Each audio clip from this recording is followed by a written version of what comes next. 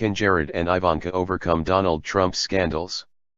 On Friday afternoon, Donald Trump descended upon the Pentagon's Hall of Heroes flanked by the expressionless duo of Vice President Mike Pence and recently sworn-in Secretary of Defense General James "Mad Dog" Mattis.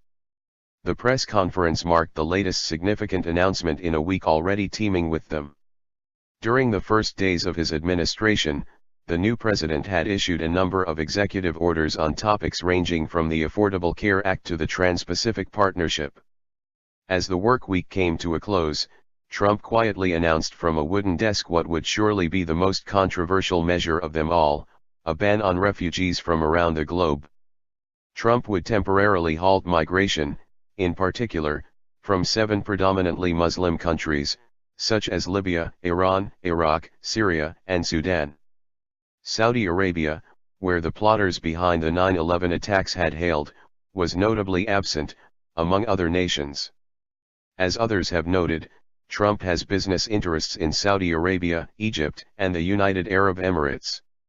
The president explained that this measure, which many interpreted as a betrayal of America's identity as a refuge for the oppressed, was merely an enactment of extreme vetting.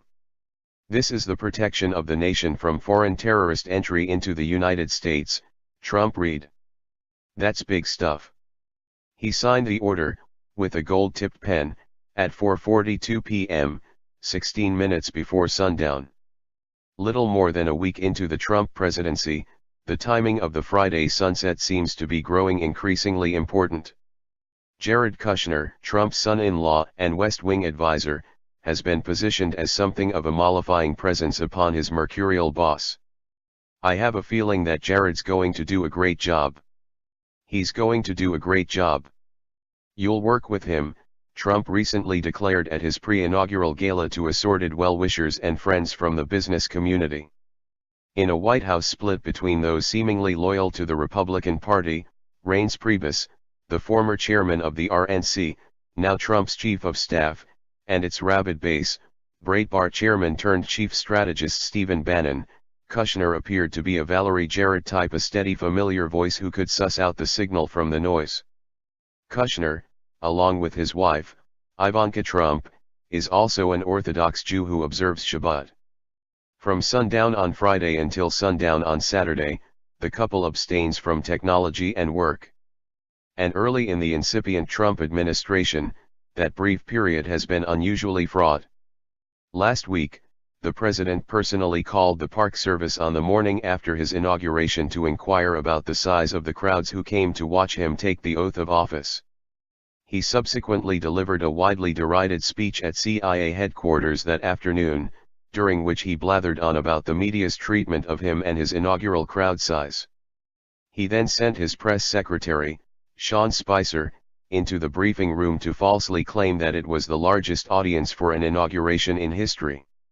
During the tumult, some noticed the conspicuous absence of Kushner's allegedly calming presence.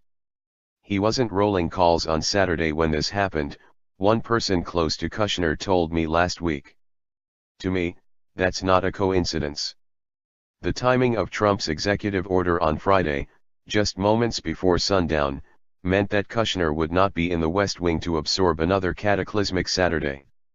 Indeed, Kushner observed the Sabbath as thousands of people protested outside airports across the country, children waited for their detained parents, lawyers rushed to federal courtrooms, taxi drivers went on strike, and one Democratic leader broke down in tears on live television.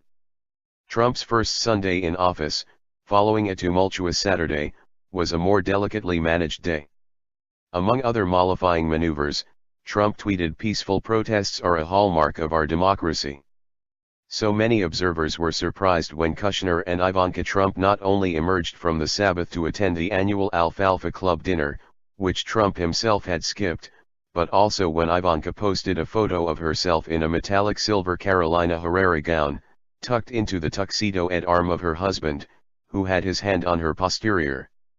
Around the world, innocent citizens were decrying the erosion of human rights. The Trumps, however, seemed delighted and impervious. Many quickly noted that the photo had been taken while an octogenarian couple was being detained for hours, and families fleeing persecution in Syria were turned away. It all felt quite Marie Antoinette. Hashtag Let the Meat Cake proliferated across Twitter and Instagram. A meme quickly circulated of Ivanka in her silver gown next to a photo of a young Syrian refugee, the sort of girl her father's order will deny entry to, in a silver emergency blanket. A source close to the family noted that Kushner and his wife were aware of the fallout from the executive order only in an oblique way until after sundown, and the photograph was posted to social media. When the Kushners decided to relocate to Washington, on the heels of Trump's surprise win, they stepped out of a comfortable life in New York and their respective family real estate empires. The potential for the young couple, ostensibly a gate to the president, appeared enormous. But after a week, it appears that the de facto first couple may have underestimated the potential pitfalls. Less than a fortnight into his new post, Kushner appears unable to control both his father-in-law and those around him. On the same day as Trump's visit to the Pentagon, the White House acknowledged International Holocaust Remembrance Day in a statement that omitted mention of the Jews. Ivanka, meanwhile, may be impeded in her attempt to lobby on behalf of working women by various measures, from Trump's executive order to dismiss parts of the ACA to his derision of the Women's March, that appear to have set them back.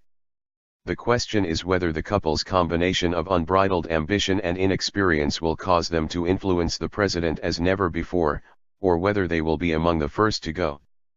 Throughout the campaign, Jared Kushner wore a number of hats. A 36-year-old political novice who took over his family's real estate company at the age of 25, when his father went to prison on 18 counts of tax evasion and witness tampering, Kushner has been credited with spearheading the Trump campaign's successful digital operations and orchestrating some of his father-in-law's most central personnel decisions.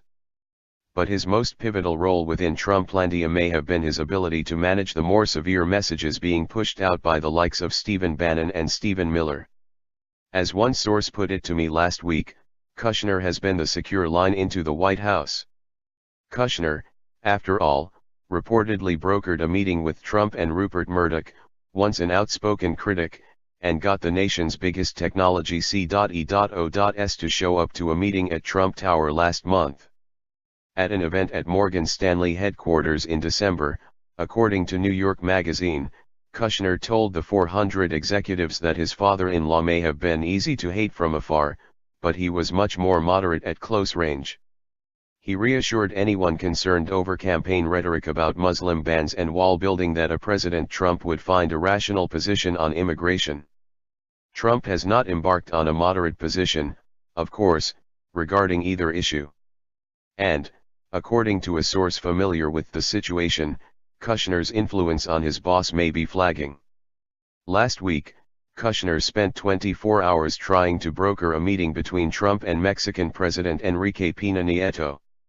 The source said that Kushner was even considering flying to Mexico in order to convince Peña Nieto, who had butted heads with Trump over various issues, to travel to the White House. Ultimately, Peña Nieto agreed, a feat Kushner presented to his father-in-law on Wednesday night. It was his first real victory in the West Wing in his role as senior advisor, and it would be a major step toward turning one of Trump's main campaign promises into a reality. Less than 12 hours later, though, it all fell apart. After Peña Nieto reiterated that Mexico does not plan to pay for Trump's proposed wall, Trump tweeted that if Mexico is unwilling to pay for the badly needed wall, then it would be better to cancel the upcoming meeting. Just like that, the meeting was cancelled. Kushner was fucking furious, the source told me. I'd never once heard him say he was angry throughout the entire campaign. But he was furious. A representative for the Trump administration did not immediately respond to a request for comment. Kushner also appears to have already endured the physical toll of the job. He has become pale, the source noted. His body language and his demeanor toward Trump had changed, and he had lost a noticeable amount of weight from his already slight frame in just a week. Another source who knows Kushner said that he typically forgets to eat when working long hours. Nevertheless, Politico's playbook on Monday spotted him picking up pizza in DuPont Circle on Sunday evening. Ivanka Trump's initial foray in D.C. has not been much easier. Upon arrival in the swamp, she herself had mapped out a plan to hold some sort of vague policy role related to women, children, and families.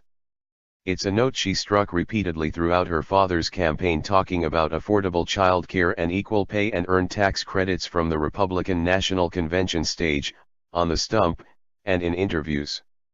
The fact that she commented on little else, neither his Muslim ban nor Mexican wall nor nasty women jabs nor comments about sexual harassment, irritated many who wanted her to be a moderating figure on her father.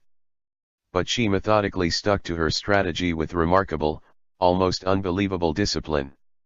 That discipline led marketing experts to tell me days before the election that her brand would easily recover from her father's campaign, if he had lost. She had adroitly attached herself to one idea that would resonate with her female customer base. Trump's history of self-awareness and discipline merely exacerbated the fallout from her photograph. How could someone so keenly aware not realize that this post seemed tone-deaf? Yet, to some, it appeared to be part of a pattern.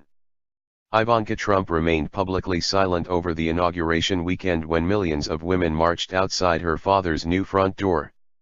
She was quiet when Trump moved to peel back portions of Obamacare that cover health care benefits for children, and provide a number of provisions that economically impact working mothers, including the cost of contraception, breast pumps, and regulations that require workplaces to provide lactation rooms and allot time for pumping within the workday. The photo made me feel like maybe she is more like her father than I'd initially thought, the source who noted Kushner's role in the Mexican visit negotiations told me. Another source familiar with the couple told me that while the post was idiotic and showed her naivete in not understanding her surroundings or circumstances, there is a major difference between the father and daughter. She can adjust her behavior accordingly, and she's open to doing that, the source told me. Another source familiar with the situation noted that Ivanka feels terrible about the post, and does not want something like this to happen again.